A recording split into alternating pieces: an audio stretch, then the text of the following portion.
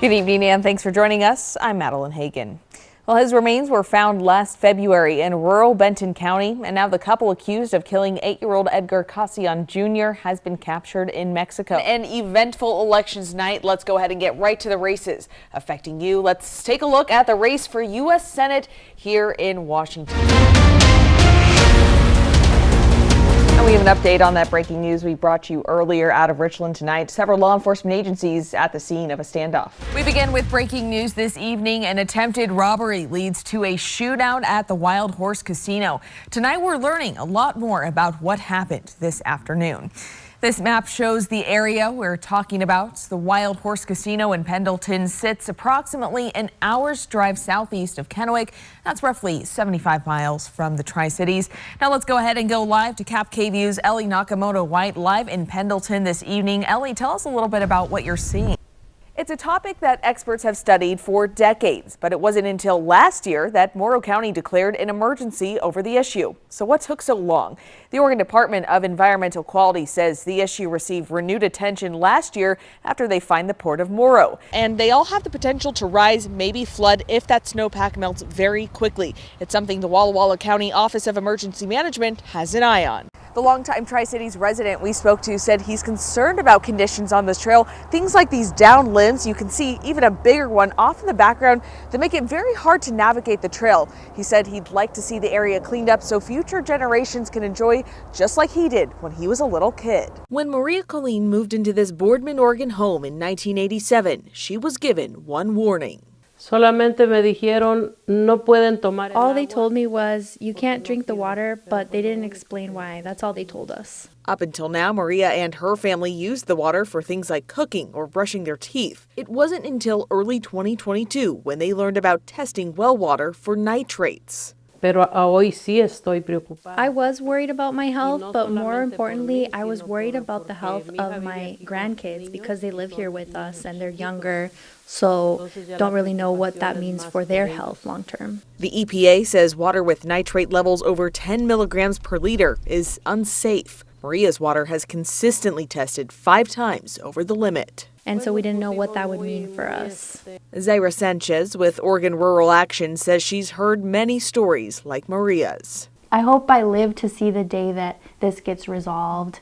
That's the common sentiment she gets from people throughout the affected counties. Fears that they have for their health, for their grandkids, the generations that come after them. What does that mean for the future of this community? Zaira and Maria say the county and health district have done a lot in the last year to ensure residents have clean drinking water. Declared a emergency, right?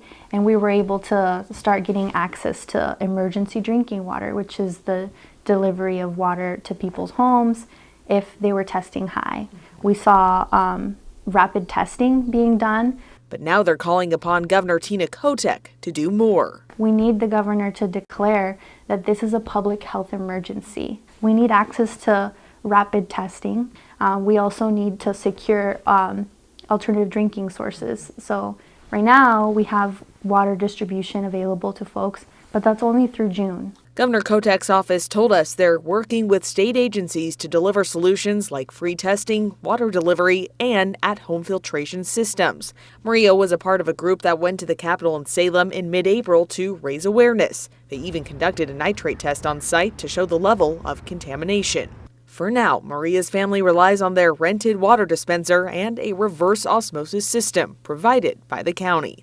I've had to make a lot of changes. I have to go out of my way to go get water from the health department. The jugs that we get are pretty big, and me at my age, it's really difficult for me to be lugging those around.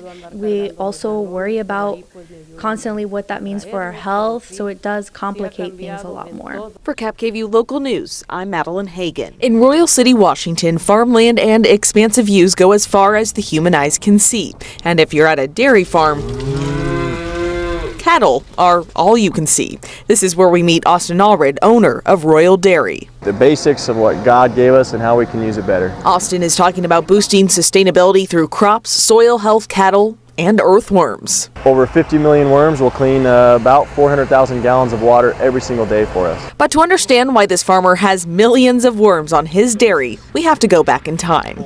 My dad's a potato farmer, he's an apple farmer, cherry farmer, And then about 10, 12 years ago, we got into the livestock. We implemented some ruminants into that system so that we could be more sustainable, really be more closed loop, and really support our soils with less imports, less synthetic fertilizers. Soil health is one of Allred's main focuses. If there's an excess of carbon in the air, we want that in the soil. We want that carbon in the soil because that's where it's really, really valuable. The farm has thousands of dairy cows with new calves born every day. And with that amount of cattle comes a lot of waste.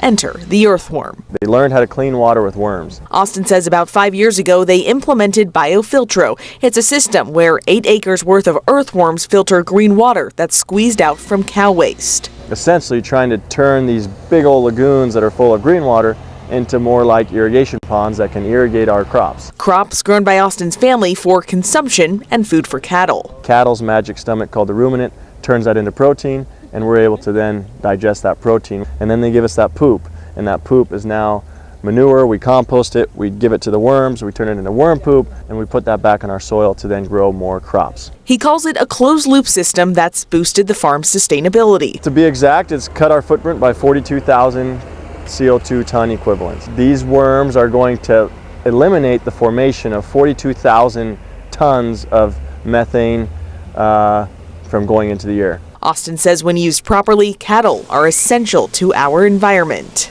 The cow has to be a part of that system in order to make it work, in order to support our soils, in order to build value in some of those grass and those crops that are so good for our soils. As for the worms, they sustain themselves. They double their population every 3 months. And the cattle, well, they keep eating. It's tiring work on this dairy, but Austin says he can't imagine life any other way. There's lots of stress, there's lots of hard days, and it's like, you know what, let's be real. This is the best. For CapKV Local News, I'm Madeleine Hagen.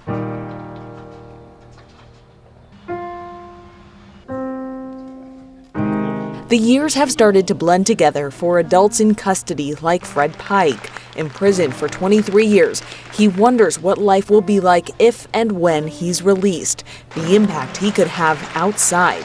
A positive impact, he hopes, thanks to these furry companions. I'm happy. Who would thought you'd be happy in prison? Happy hardly describes the 180-degree difference in Pike's life. He said the dogs have changed his life for the better. I was adopted at a young age. I grew up in gang warfare. So the chance you took on me was, if you can define yourself in one word, what would it be? And I said change. The person he's referring to is Joy St. Peter. She founded the program The Joys of Living Assistance Dogs. It was implemented into the prison in 2016. It enables eligible candidates to train these canines into working service dogs while serving time. The pups are trained anywhere from 18 months to 2 years, spending 2 weeks inside the prison with their trainers and another 2 with socializers in the community. To me, it's amazing. Absolutely amazing. During a graduation ceremony on Monday, the men showed off what their loyal and trained dogs are capable of and how they'll assist their new owners.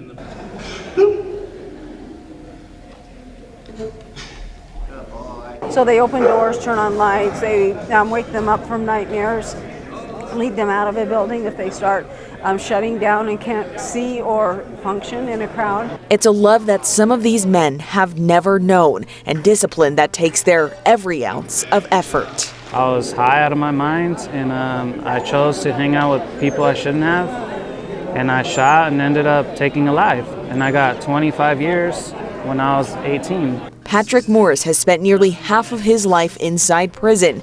JLAT has brought him the foreign joy of giving back. Saved a life instead of ruined a life. It's very rewarding, like, wow, I really helped you? Are you serious? Yeah, you helped me. It's the general consensus among these men and others I spoke with. The dogs have taught them invaluable life lessons. It's taught me to think about others. It's taught me empathy, sympathy, patience. I learned how to be accountable for all my actions, how to show remorse for everything I do, and that only I can define my path to who I am. And the benefits, Captain Jeff Frazier said, are immense. 25 years of doing this, it's one of the most beneficial programs that I've seen as far as change. If it lessens the tensions among the population, it actually lessens the tension for the staff. Some of these men aren't certain what the future holds. They don't know if appeals will be granted or parole denied, but they do know love the kind that lifts you up and compels you to be a better person. Try to learn self-love. Figure out what that is. Because once you love yourself, you start figuring out everything. Somebody does want you. Whether you feel love from somebody, somebody's gonna love you. All the years being locked down in a colorless place, we get to see color. We get to see life again. We get to breathe again.